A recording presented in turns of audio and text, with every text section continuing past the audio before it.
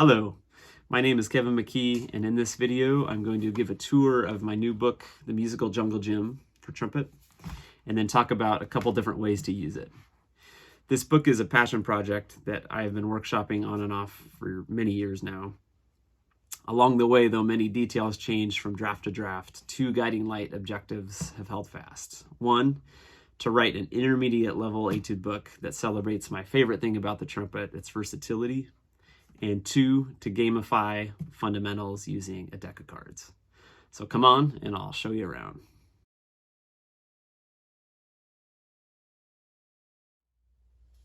One page of breathing exercises. 52 short exercises for mouthpiece buzzing that explore intervals, scales, chords, a few 2-5-1 licks, and a few familiar tunes. 52 short exercises aimed at encouraging good flow or connecting notes together in a fluid stream. They explore intervals, lip slurs, scales, and chords. 2 pages dedicated to each of the 12 key signatures. Each page contains a few words about a trumpet-related topic, 4 scales and arpeggios, 1 major, 3 minor, 2 short expression studies that are on the easy plus to intermediate minus side, along with an idea for some mental imagery, and 2 style studies that are intermediate minus to intermediate plus. These studies are the core of the book and are based on different types of trumpet playing that one hears in the world. Each is accompanied by a QR code that links to a YouTube video of a great musician or ensemble playing the style of music that the study is based on, not a recording of the study itself. For example, this style study is titled Satchmo, which was a nickname for Louis Armstrong, and the QR code takes you to a video of him playing La Vie en Rose. So the idea is that after checking out the video, you try to imitate the style of playing on the corresponding study. For tango, the code will take you to a video of the amazing Norwegian trumpeter Tina Ting Helseth playing Piazzolla's Libre Tango. This format is repeated for every other key signature around the circle of fifths, with style studies that include parade, salsa, brass band, epic lyrical, bebop, baroque, spy music, hymn and descant, ska, chorale, miles, symphony orchestra, elevator music, sportscast, Americana, spaghetti western, bel canto, fantasy and variations, Dixieland, swashbuckler, Broadway, and big band. The chromatic scale laid out in a way to highlight the finger pattern of the scale.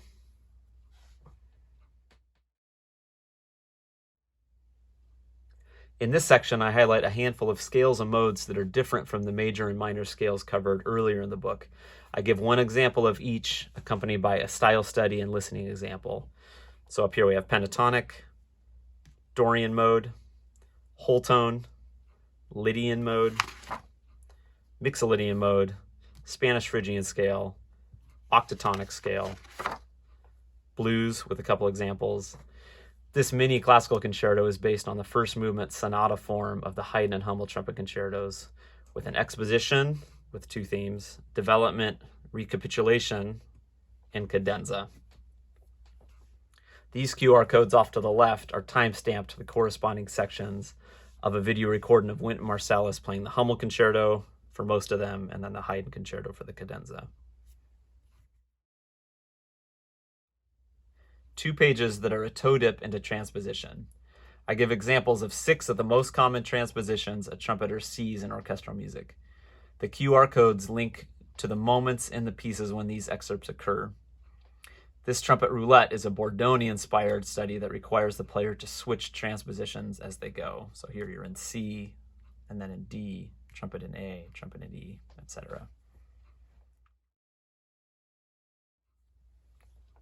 2 pages that are a toe dip into jazz improvisation using a 12-bar blues form in B flat.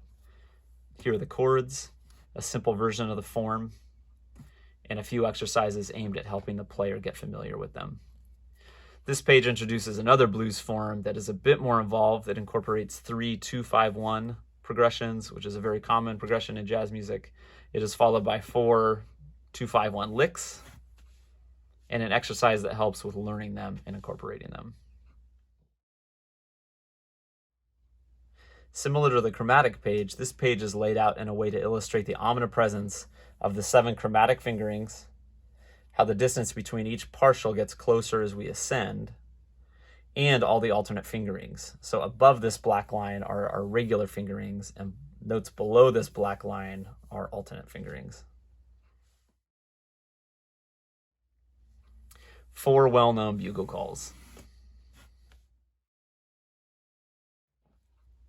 A simple tune with 52 prompts for ways to play it. Warning, some are pretty silly. Bonus challenges to further expose the player to a few different trumpets and mutes, some of which your students will likely not own. I use the opportunity to bring mine in and let them try them out. These are all about exposure. And then there's a few other challenges in there as well. And here are some additional listening challenges. That brings us to the last page, which is a checklist and a good segue into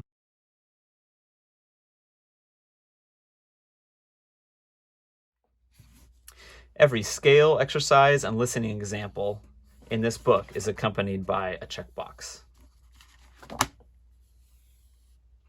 These checkboxes correspond with the checkboxes on this checklist page. So check all of the boxes in any order to rise to the rank of Trumpet Jedi. This is recommended for anyone playing through the book for the first time. Use a standard deck of playing cards or a card drawing app to direct your choices with breathing, buzzing, flow studies, scale modifications, improvisation, bugle calls, and the Frère Jaques challenge. Directions for modifications are on every relevant page. This is recommended for players that have checked all the boxes, advanced players, or teachers to use in warm-ups with students. So on the breathe page, draw 2 cards and breathe in and out for the corresponding number of beats. So I just drew 3, 3. So we'd breathe in for 3 and out for 3. I usually do 2 to 8 reps. For the optional modifications, you have the choice of using the first suit for in and out. So in this case, if I chose to do the single tonguing modification, because it's a diamond, I would be tonguing triplet eighth notes for every beat. So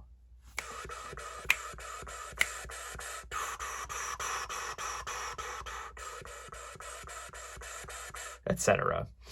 If you chose to do the B modification, then your first suit would be in and your second suit would be out.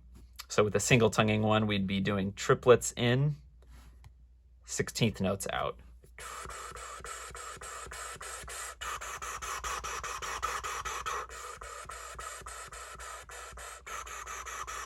Etc. For the buzz and flow exercises, draw a card and play the corresponding exercise. So 7 of hearts, here's the heart column, and the 7 row. So it's an interval of a perfect fifth. Repeat the exercise starting on different notes, either of your choosing or by drawing additional cards. For example, notice in this middle column how all of these numbers have a note name next to them. So if I draw a 4, we're going to play that same perfect fifth exercise, but now starting on a D. I just drew a 9, so then we'll start on a D flat. 10, now we'll start on an A flat. Same thing with the flow studies. If I draw 4 of clubs, that's going to be this little noodle pattern here. If I draw a 3, then we'll do that same noodle pattern, 4 of clubs, but now we'll start on a G instead in a different key. Ace is choose your own key. 8 starting on an F sharp, 6 starting on an E, etc. For scale modifications, flip open this page here, and you'll find a circle of fifths along with some modifications here. So draw a card to choose your scale. So the king of hearts would be, here's the king. The outer ring of the circle of fifths is major scales. The inner ring is the minor scales. And then these suits are the different types of minor scales. So the King of Hearts would be the F major scale. For the modifications, there's a whole slew of them down here. So if you do a rhythm modification, you would pick another card. So the 8 of spades would be here. So we'd be playing the F major scale using this rhythm. Bum, ba, ba, bum, bum, ba, ba, bum, bum, ba, ba, bum, bum, ba, ba, bum. You could also add some other modifications. Heart, do it staccato. Jack, fortissimo. You could change the direction. Black, start on the top of the scale and go down first. Multiple tonguing. If it's a red suit, you K tongue only. If it's a black suit, double or triple tongue. Starting scale degree. If you get a 7, play the scale starting on the 3rd scale degree. So it gets a little more modal that way. You could do all these at once. You could do one at a time. You could layer them in. Lots of different ways. If you don't know the scale, so if we're playing the F scale, go to the King page, and you can still see your rhythm along with the scale that you're playing. In this jazz improvisation section, a few of the exercises instruct you to fold out page 35, which has this list of some jazz rhythms.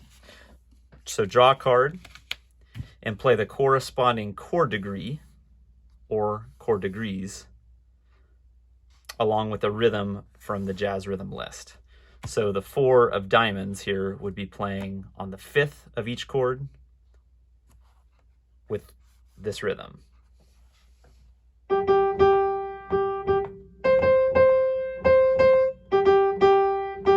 Etc.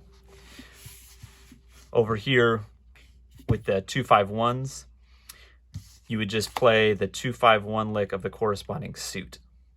So since we had a diamond here, we'd play this lick number 3 that ends on a 5th, since that's the chord tone that we're kind of focusing on. Draw a card and play the corresponding bugle call and valve combination from the bottom of page 46. So 6 of hearts would mean hearts playing taps, 6, the 2 and 3 fingering.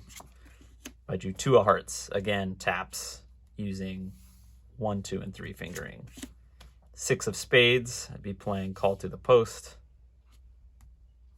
using the 2 and 3 fingering. Draw a card, then play this familiar tune in the way described by the corresponding prompt. Queen of clubs. Train. So accented 16th notes throughout, double tongued if possible.